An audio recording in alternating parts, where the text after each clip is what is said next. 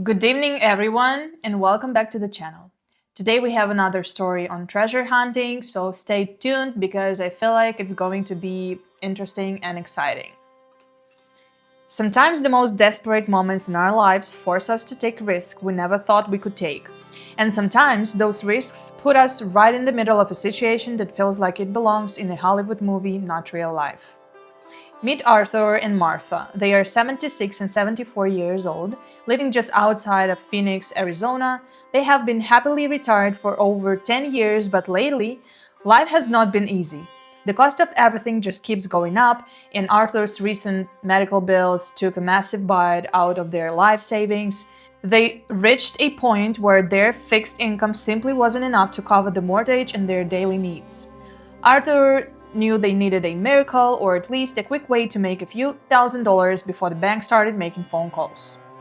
Out of sheer desperation, he decided to take the last $500 they had to a local storage unit auction. He had absolutely no idea that this desperate gamble was going to land him face to face with a terrifying criminal stash that would force him to choose between the law and his family's survival. This story is getting emotionally, stressful and nerving. I already feel like there's going to be a lot of tension. It was a blisteringly hot Saturday morning in Arizona. The auction crowd was small, mostly just a few regulars sweating in the sun. When the facility manager finally rolled out the door to the unit Arthur was eyeing, the entire crowd burst into laughter. The unit was packed wall to wall with standard green plastic city trash cans. There had to be at least 50 of them, all lined up in perfect rows. There was no furniture, no tools, no boxes, just dozens of dirty garbage cans. One of the buyers joked that somebody must have robbed the recycling center, and the crowd quickly walked away.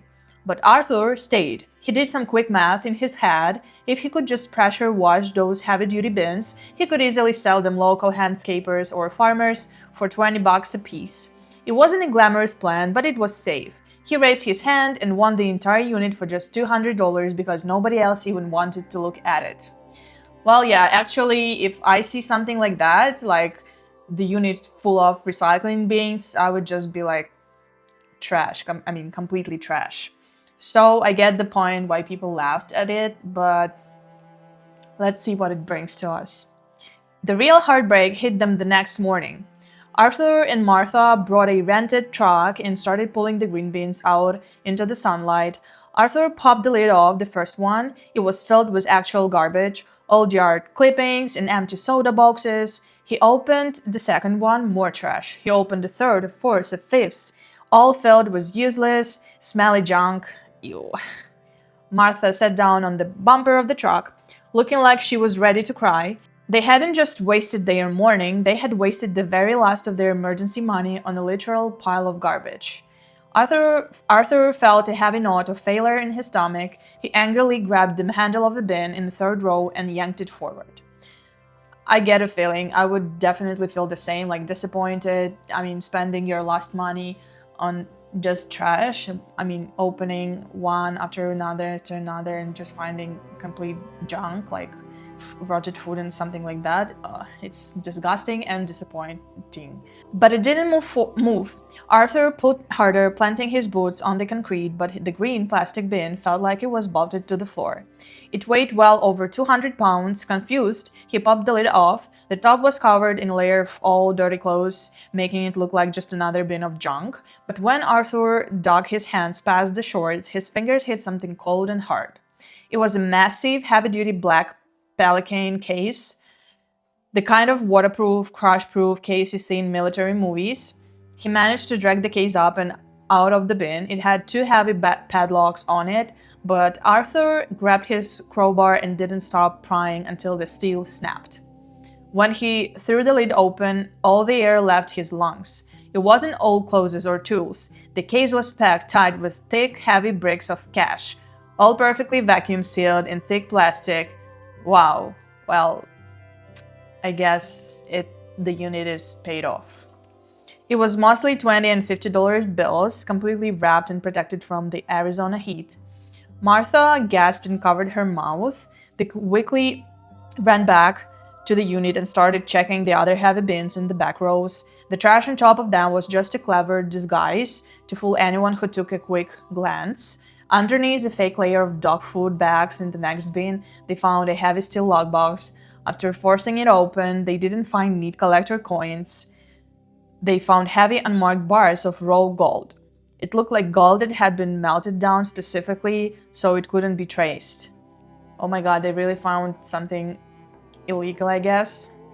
I hope they end this whole situation well and safe. And then they opened the darkest bin in the very back corner. This one held long, heavy tactical bags. Arthur unzipped one just a few inches and saw the cold black steel of high-end, heavily modified tactical weapons. This was not a hunter's collection. This was a completely illegal stash hidden by someone who needed a safe, anonymous place to keep their dirty money and the weapons off the grid. It feels like a movie about some agents like James Bond when they have their own garage or unit somewhere out of the city and they come and take the money, take the weapons. So it must be something. All he had to do was dial 911. It was the right thing to do, but then he looked over at Martha. He thought about the unpaid medical bill sitting on their kitchen counter. He thought about the bank taking their home. If he called the police, all of this would be confiscated as evidence and they would be left with nothing but an empty unit and ruined life. Arthur made a decision that changed everything. He put his phone back in his pocket. They didn't take everything. Arthur knew that touching the weapons was a guaranteed way to go to prison, so using his war gloves, he carefully wiped down the zippers of the tactical bags. They left the weapons exactly where they found them, deep in the bag of the unit, but they took the Pelican case full of cash, and they took the heavy lockbox full of unmarked gold. They loaded those two specific bins into their truck, locked the unit back up, and drove away. Later the next week, Arthur used a payphone outside a grocery store to call the local police. He didn't give his name, he just gave them the storage facility address and the unit number and said he saw someone suspicious dumping what looked like illegal firearms. He hung up and never looked back. The police cleared out the unit, completely unaware that the real treasure was already gone.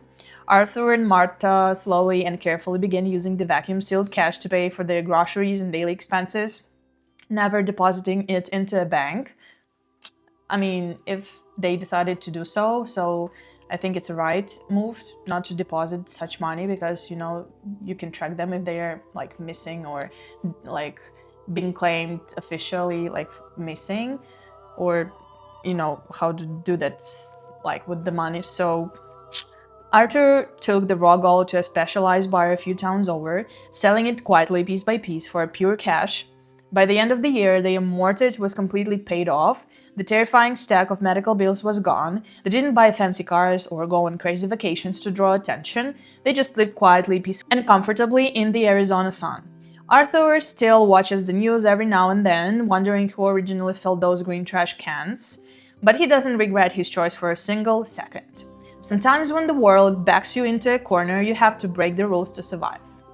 That's the story. I feel kind of, weird, because, the unit was theirs. They took the money, they didn't take the weapons, which is good, but still, I feel like, doubting if it was the right decision. So please share in the comments your thoughts. What would you do if you were in their shoes?